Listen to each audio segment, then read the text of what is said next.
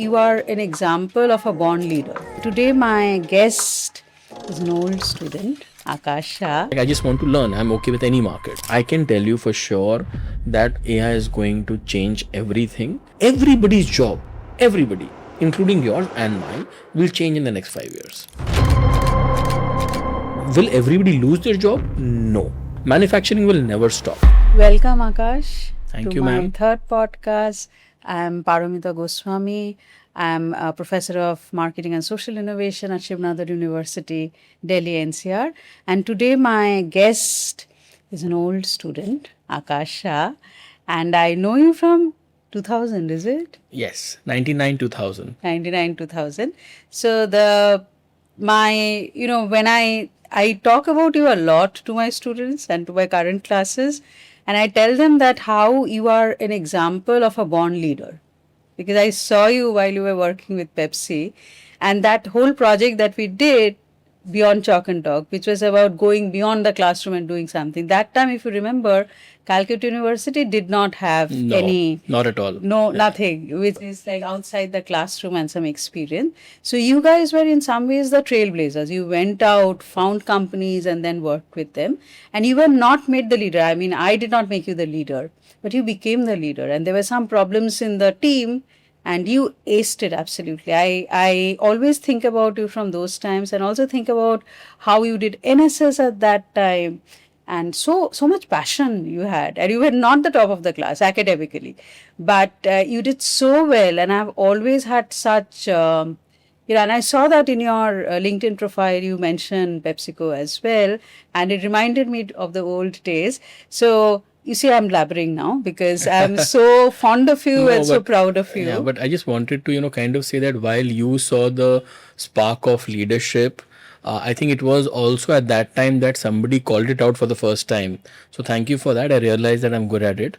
And your affirmation might have helped me take on more leadership roles and, in due course. So I think everything has a starting point, and being, I would say, acknowledged and, called out in a larger group saying that you did a good job for somebody in their school or college, I think goes a long way in helping them build on those traits. So, Aakash, you come from a very business family, very well-to-do family. I had no doubt about that, but you were so grounded. I mean, I remember small things. I mean, you would always be considerate of the others.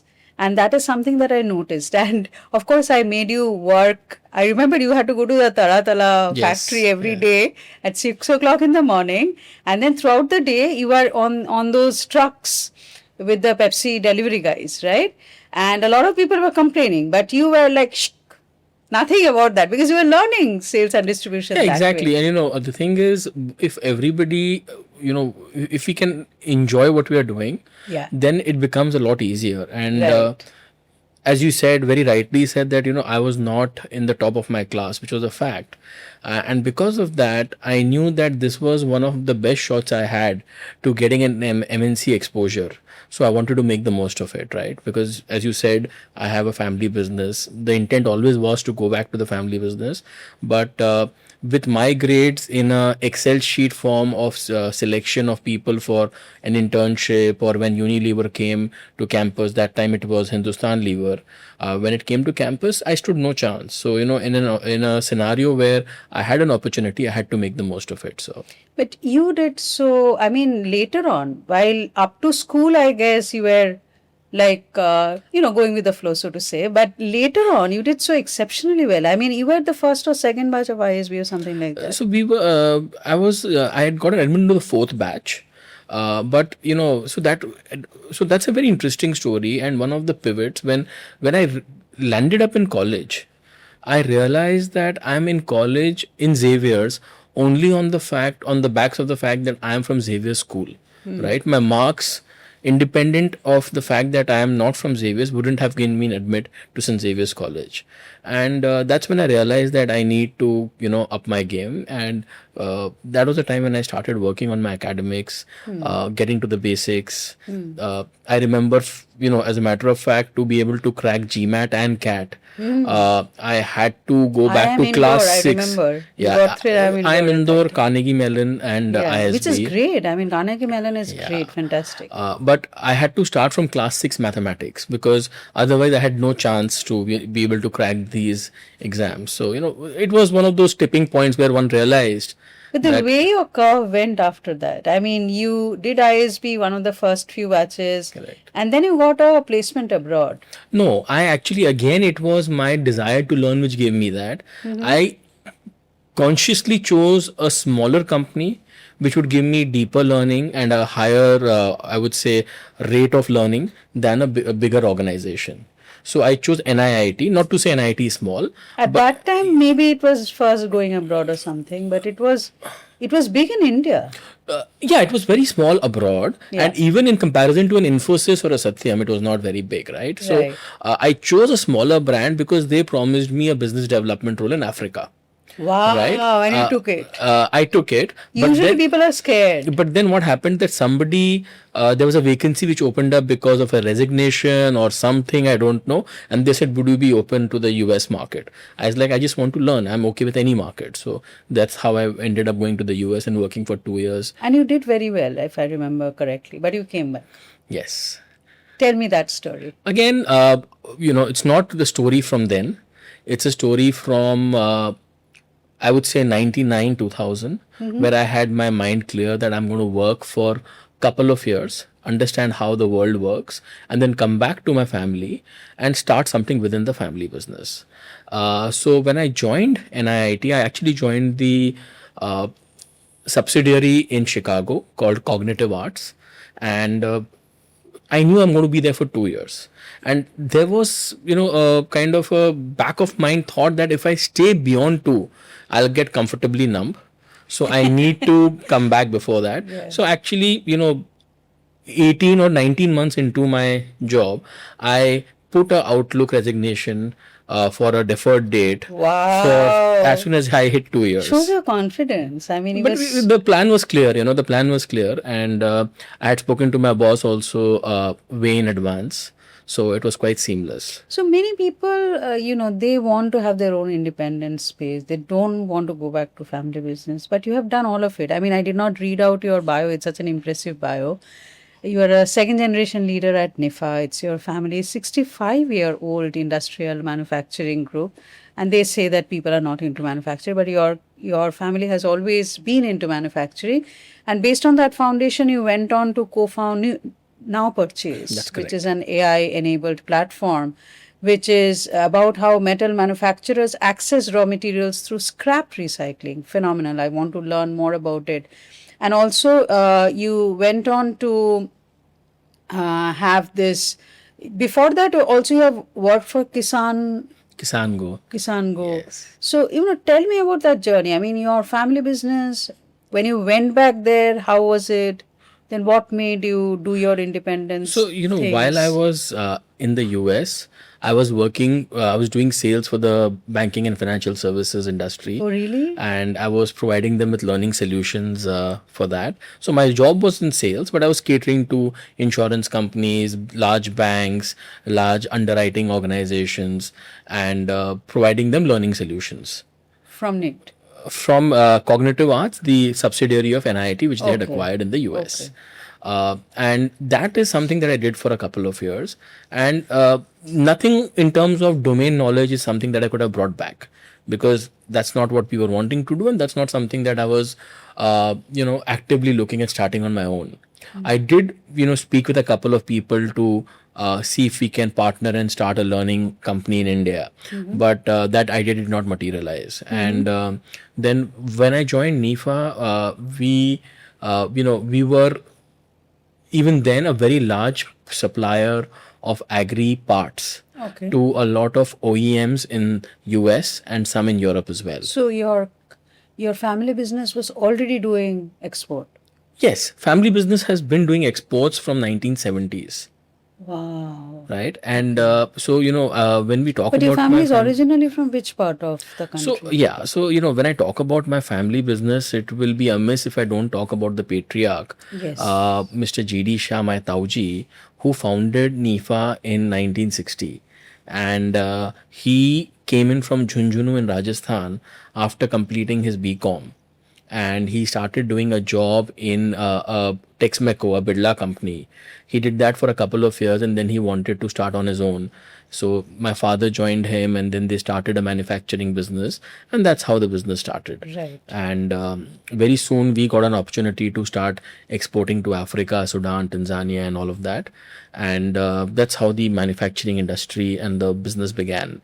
And since then we have been into manufacturing. Right. Coming back to when I joined the business, I saw that we were supplying a lot of agri parts to American and European companies, but there was an opportunity of making the entire agriculture machinery and selling them in the Indian market. Okay. So that's the business that I started within the family business. So it aligns with the main business of your family. It got wings because of the family Okay. business, but it is a completely different scenario from the perspective that the market was new, Okay. product was new, and it was a B2C. I was trying to build a brand, whereas all the other businesses have been a B2B. So how did it go?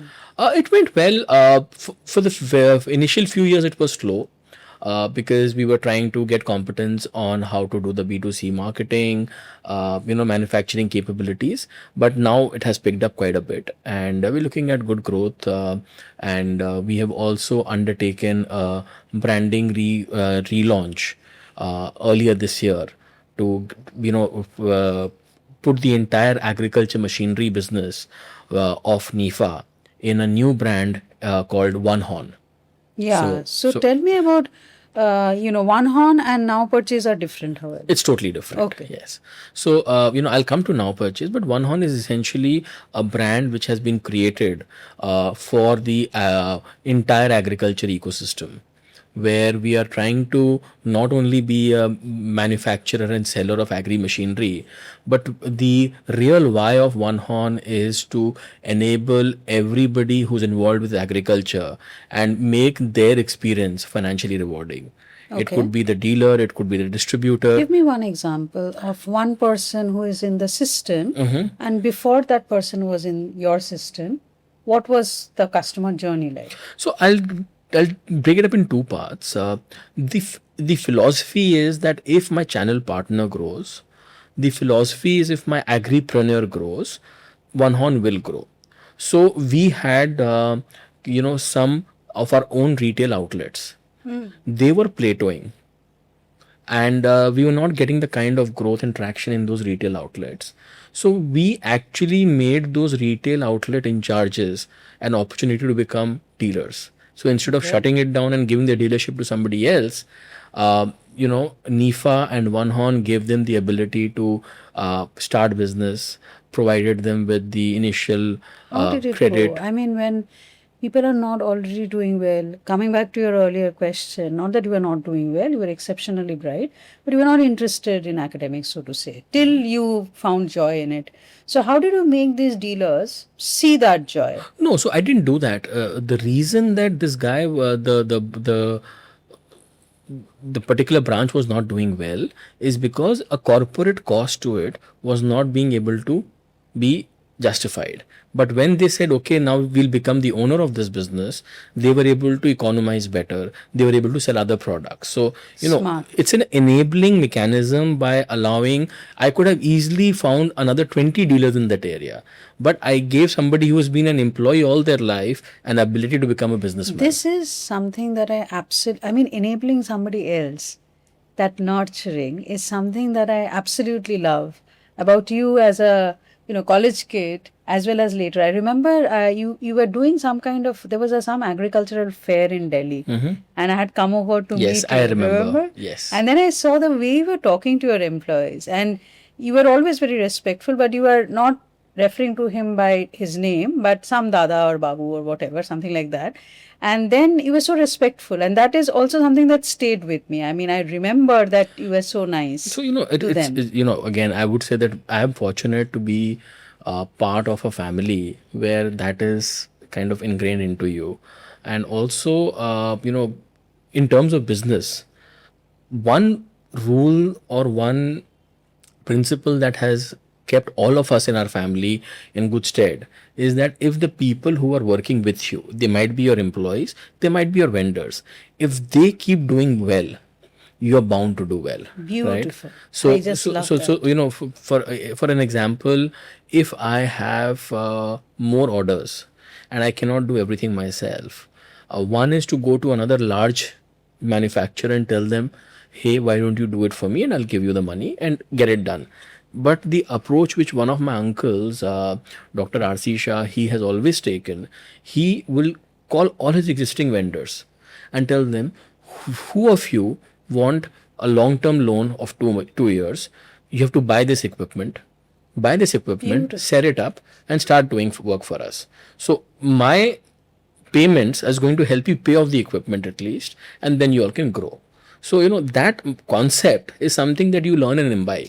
No, I think there should be a case study written on you, really. I mean, this kind of philosophy that a family follows, and a family business, which is a traditional family business. And I know that after that, you have done many startups.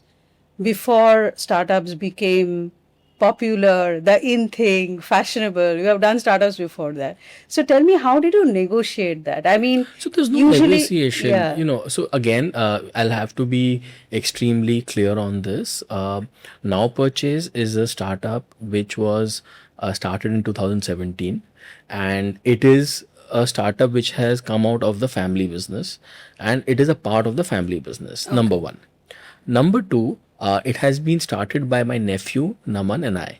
Okay. Right. So How does that go? I mean, that dynamics. it's a perfect dynamic. I have to respect him as the founder. I'm the co-founder. Beautiful. Right. So Beautiful. I might be 10 years elder to him, but that has to be there. He's the CEO. I'm the board director. Right. I'm a mentor. Yeah. However, so coming back to why it started and how did it happen in a family business, Naman had aspirations of doing something of a startup, and he would discuss with me, chat with me, saying that, hey, what should I do? He was working in the US, and then he moved. No, first he was working in the US, and then he moved to Singapore to start up the APAC operations of the same company. Okay. But he always wanted to do something on his own. He also, like me, dabbled in a couple of things, but that didn't kind of work out, or he was not satisfied. So then one day we came across this idea of trying to help manufacturing entities solve the problem of procurement. Okay. Right, and that was the entire premise on which NowPurchase was started. And the way we went to the family, we said, look, Naman, there are two things that Naman can do. He can come and join the family business, and we can have kind of a linear growth, or he could be a part of some activities within this. But he wants to start NowPurchase, just like I wanted to start a agri machinery business. But the way we are looking at it, we'll need lots of capital. And if you need lots of capital, you need the legal entity and the structure and the governance to be completely independent. So, can we have a separate legal entity where this works? And, family could have the shareholding, it could have the board control, seat control, all of it. But let us have an entity which we can take to other investors and ask them for funds and pitch to them for getting more gunpowder, so as to say. So it was not a very difficult conversation, and it was not a difficult conversation because the idea was good, and the conviction that primarily Naman carried, and also what I brought on, but primarily Naman, because at the end of the day the business is bet on the person who will be running it, right? So that was the call that the family took, and I think it was a good call. So you got funding from outside as well as from the family. first few years it was only family, because that's how a startup works, right? Unless you're able to secure funding, unless you're able to meet some particular goals or whatever is needed. So we actually didn't. It was not a smooth ride. The first 4 years, the idea that we started with, we didn't get enough traction. Okay. So we had to pivot. Okay. We were trying to become a horizontal procurement player. Okay. And work in the trying to impact all manufacturing entities, but we realized we don't have the financial muscle to pull it off. We wanted to, in a way, become the Amazon of B2B. Okay. Right. So, which is a little, we didn't get the traction from VCs and the funds for it. So then we pivoted. Instead of saying that, hey, let's, just close shop, we pivoted to seeing how we can become more sector specific, and we chose the metal making industry. So what made you choose that? And also, this is also you are dealing with scrap, right? Access raw material through scrap recycling. So tell me a little bit about it. How did you get the idea? So, again, metal making industry was chosen primarily because those were one of the few industries that NowPurchase was working in. Okay. And NIPHA also has a background in it. So you had a natural synergy with that area. Correct. And when we chose this industry, understood the industry. We understood the industry. Inherently, the Shahs or NIPHA understood metal because that's what we were working in. Right. So when we started NowPurchase, the metal making industry part of it, it was again from scratch. Right. The only thing we had is we had a Rolodex. People which I could call up, people that Naman could call up, people that my uncles and my dad and my elder brothers, all of us could call up. The connections only in Calcutta. But the aspirations was not the same. We didn't want to remain only Calcutta based. So very soon that leverage ended. And we needed to, kind of make our own mark, have a pan-India setup. So all of that took a lot of effort and time. But you are mainly Calcutta based, am I right? In NowPurchase? No, overall NIPHA and... No, now NIPHA has grown. It is, I would still say 70% is Bengal.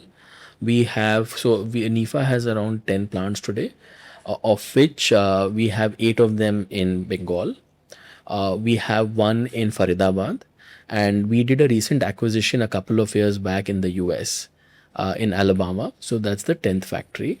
NowPurchase has operations, a full-fledged operation in Pune, in Kolhapur, and Bengal we have. That's our base.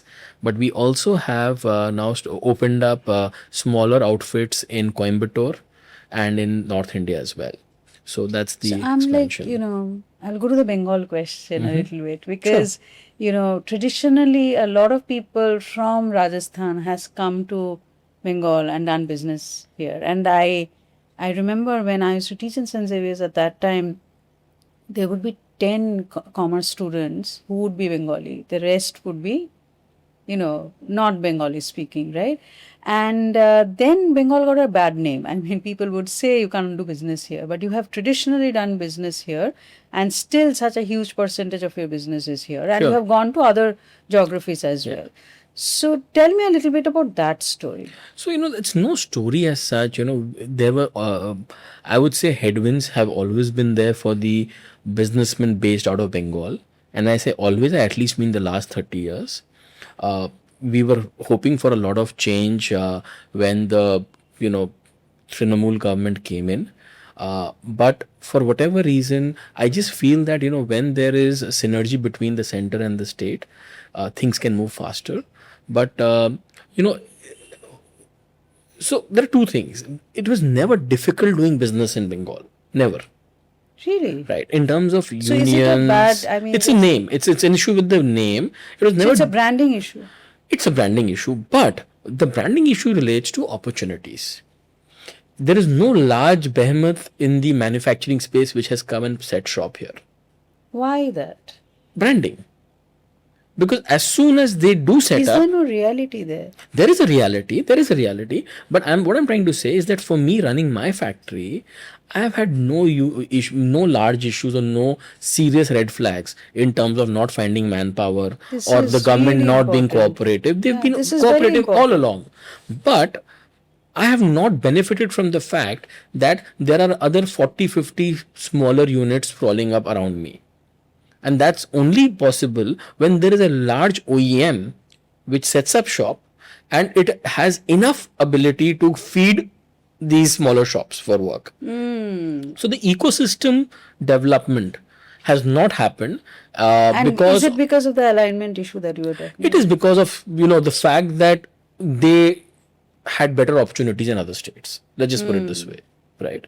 And so if a couple of automotive companies, a couple of large textile companies, if they come, look, at the end of the day, we see that people from Bengal are at mid to senior level positions in all industries, all walks of life. And it's quite sad to see that anybody in Bengal, not necessarily a Bengali, even a Marwadi, who's in Calcutta, if they don't want to join business, after the first or the second promotion, they have to leave Calcutta. They have right? to leave. There is no doubt about it. So that is what is the challenge. Right. Right. And it's a challenge not only for businesses, it's also a challenge for professionals. Because like businesses don't find enough people, professionals don't find enough companies. I can't, I can't agree with you more on that. I had to leave even academia for that matter. So anyway, the other thing that I really wanted to understand is, CSR, so to say, when, corporate social responsibility, before it became compulsory, your family business was already doing it. Yes. And for a very long time. Yeah. So tell me a little bit about that value and what was going on. So I'll tell you, CSR is a great term coined by the government to nudge companies. But the ethos of NIPHA, as started by Mr. G.D. Shah, he always believed in giving back. So even when we were actually not financially strong, 42 years back, he set up the first girls' college in Jhunjhunu in Rajasthan. And that was because his father said that, we should do this.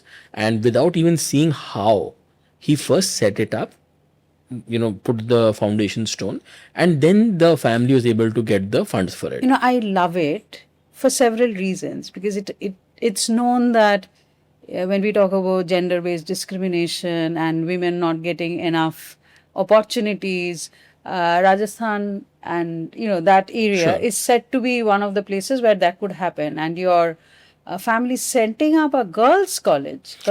Yes. There. So the trigger was something similar. My Bhuaji had to take special permission from the vice chancellor of the only college in Jhunjhunu, which was only a boys' college. So in a boys' college, my grandfather, who was the lawyer in the Jhunjhunu court, he actually kind of made it his life's mission to make sure that my Bhuaji gets admission into that college. I love this. So when he said, look, I can pull those strings, I can push my way through, but other parents will just give up. So we should have a college there. How is the college doing? It's doing very well. So for so many years, JB Shah Girls College has served as one of those places where everybody felt secure sending their child to, right? And it's very important to note that not only from Rajasthan, but we would have a very large percentage of women coming from families of armed services, even in Haryana, because it's bordering, it's very near to the Haryana. So when fathers would go to the battlefield or where they go to their, regiments or wherever they are working, they would be safe in sending their daughters to Jhunjhunu because JB Shah had built a, kind of a reputation around keeping girls safe and, all of that. So I think it has done a lot of work. It is also residential. There is a hostel within the same campus. I would have loved to go there to so see. Ma'am, you're most welcome. I would like to take you there whenever you have the time. I remember and interact with the students. Yeah, and like you were saying that it's about values, right? I remember that once I was talking to your wife. Once you had called me. You and your wife had called me. We had a chat. I think it's Bengal Club or something, right? Just behind Saturday Club. Behind St. Xavier. Then we were chatting and all that. And later on, for something that Snigdha, you wanted me to talk to Snigdha, you made a WhatsApp group in which you wrote, and I still remember it very clearly. You wrote Paromita ma'am and Snigdha ma'am. And I was thinking I had a colleague called Snigdha. I was first thinking, how did Aakash know Snigdha, my colleague in XIMB? Then I realized we're talking you're referring to your wife as Snigdha ma'am, and I loved it. I mean, this respect that you show, and I know that you had, up and down kind of a story, and you chose, I mean, you guys chose each other, Sure. which is not something that usually happens in traditional families, and you fought the war. And I know that she does something on her own, and she is very successful on her own. So this gender based, gender roles and how gender roles are changing, how is it changing in your family, around you? How are you negotiating it? It's a very important question, and I don't think there is an easy answer.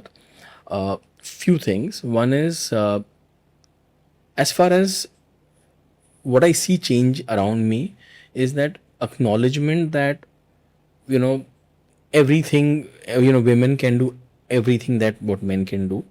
However, it's also the other way around, where, at least for Snigdha, I can say that she realizes that one of the important roles she has, or maybe the most important role she has, is to take care of the children, because a mother's love is the most important aspect.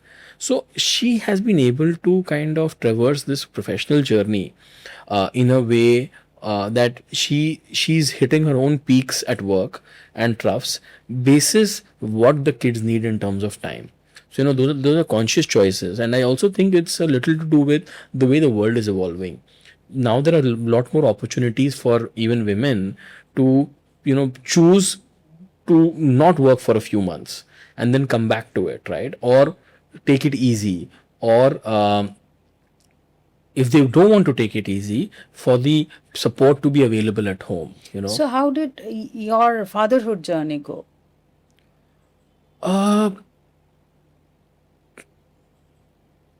It's very exhilarating, but between my daughter and son, also I see a generational change. My daughter thinks very much like me, so it's very easy to communicate with her. She's 13 now, will turn 14 soon. But with my son, it's much, I won't say difficult, but it's a little bit more of a journey to communicate with him, because the way we think is different. The generational difference. Yes. Like Anika and I think alike. Anika, me and Snigdha, we think alike. But Kavir, on the other hand. Is it something to do with COVID? No. In COVID, he was too small as such. No. No, not that.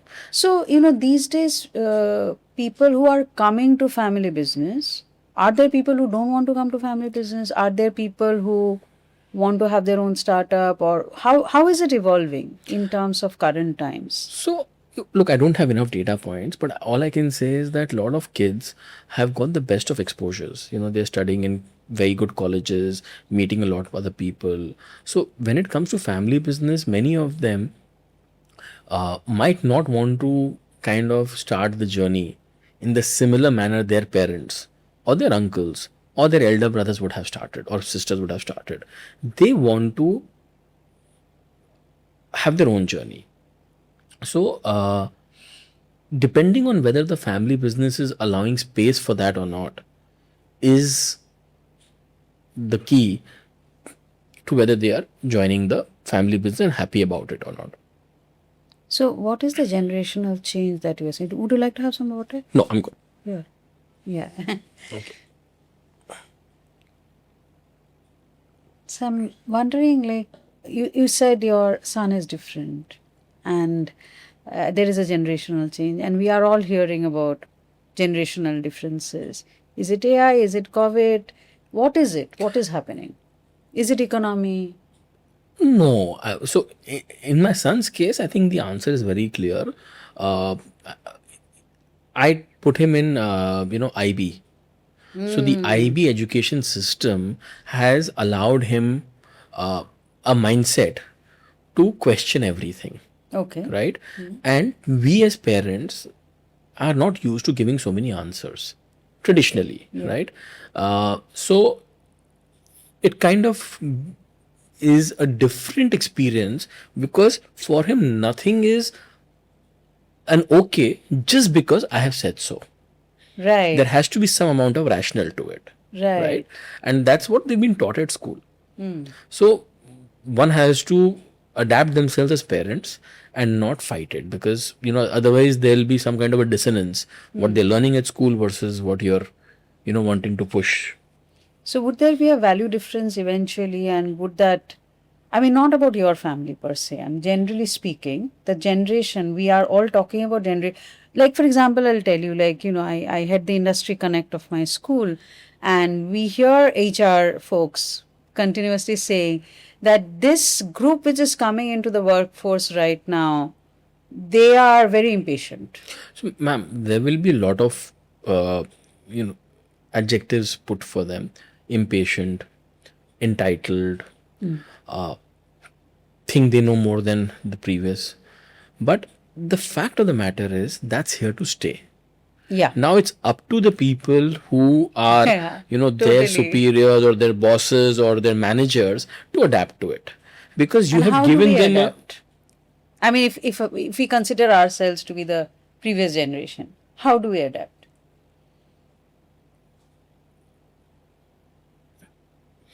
first principles. Just understand why they are doing it. Because at the end of the day, if we don't do that, it's just about, I think, empathy quotient has to be increased. Just because we did it a certain way, the generation ahead of us has to do it the same way, won't fly. So what is this whole thing about AI? I mean, people are saying that AI is changing everything. There is general unrest because of AI. Is that the case? I mean, unrest in the sense jobs will go away, this, that. Is it that way? That's why they are impatient? Look, I am no expert, but I can tell you for sure that AI is going to change everything. And I am seeing, in the manufacturing space, we're working at NowPurchase. Tell me a little bit about that. How it will change everything? The things which humans are doing. So there is. So I look at it this way. So it is quite, in a way, scary, and I don't have the answers from the society perspective. But I'll tell you what is going to happen in 7-8 years in, say, 30% of the factories in India. Most factories will move towards the stage of a dark factory. Dark factory? Dark factory means they don't need lights because there are no humans working. You were scaring me, Aakash. No, but that's a fact. That's going to happen, right? So what will happen to jobs? What will people eat? So again, let's first finish what's going to be a dark factory like, right? A dark factory will be, right now, a person is assembling things, a person is cutting things, a person is stitching things or welding things or whatever. Those things would be done by robots. Okay. Right? That's even possible today. Okay. But why is it not happening? It's because the cost benefit analysis is not panning out. Okay.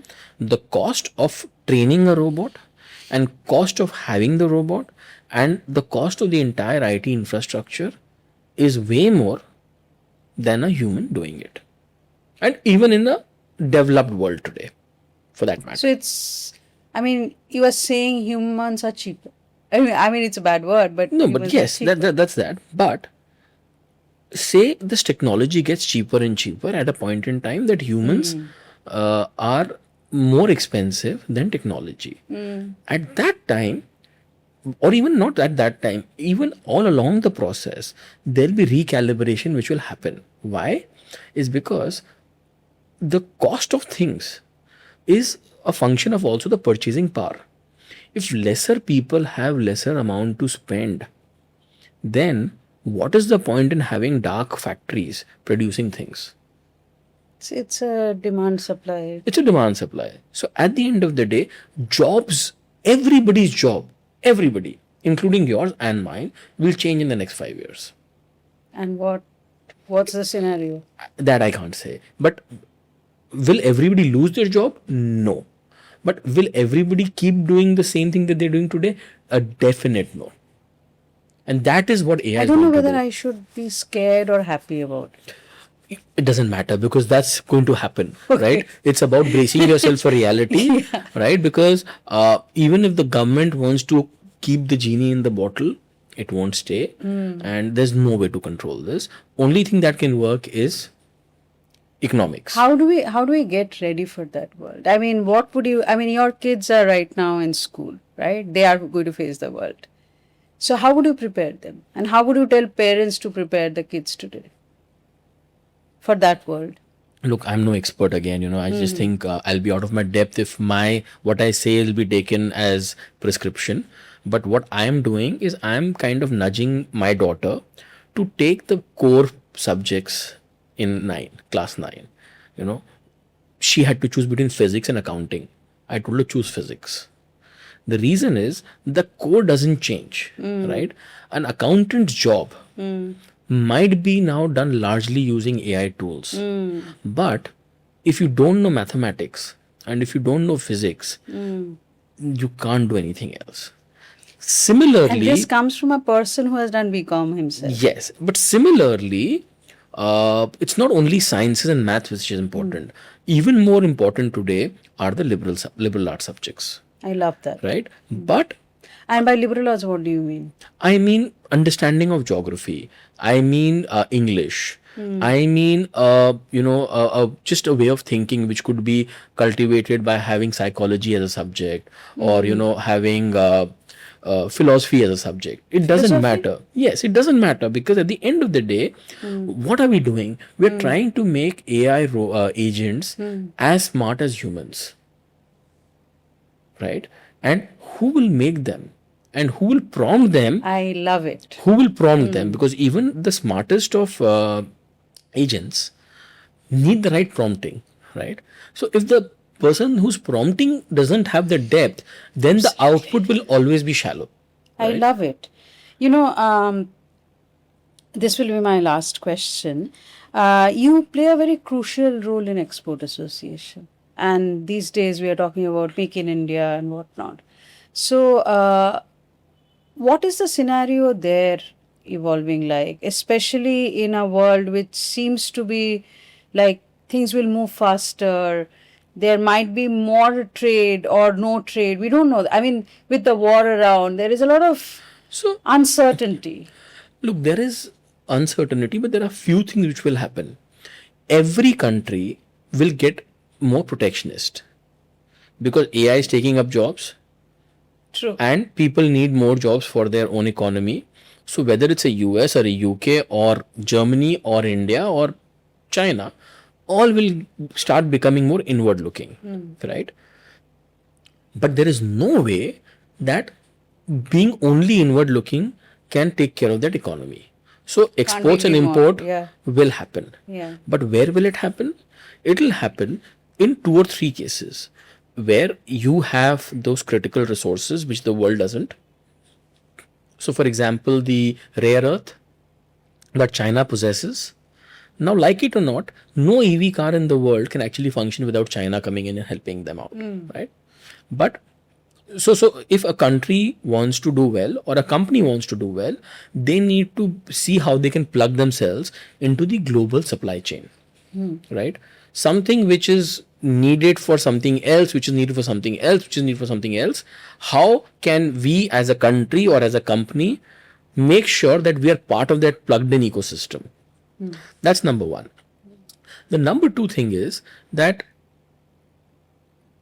I can tell you Government of India is providing a lot of impetus and by way of subsidies, by way of support to develop a few sectors which have been underrepresented in India in manufacturing. So for the engineering space, I can tell you electronics, the government is doing a lot because we are importing, billions worth of mobile phones, TVs and all from outside.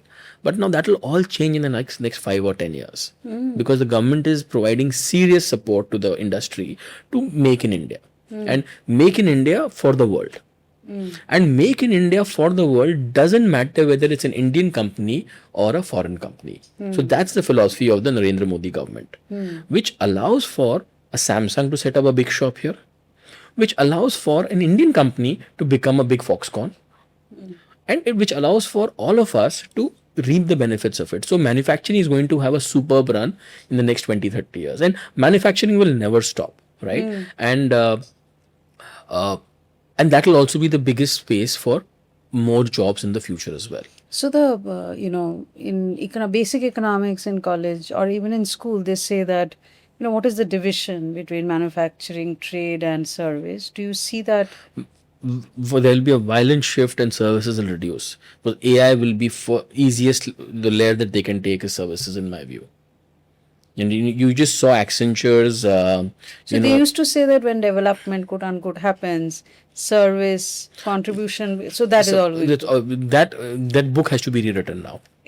With AI, that book has at least that chapter has to be rewritten. Yeah. Right. Yeah. Because services will be there, but the kind of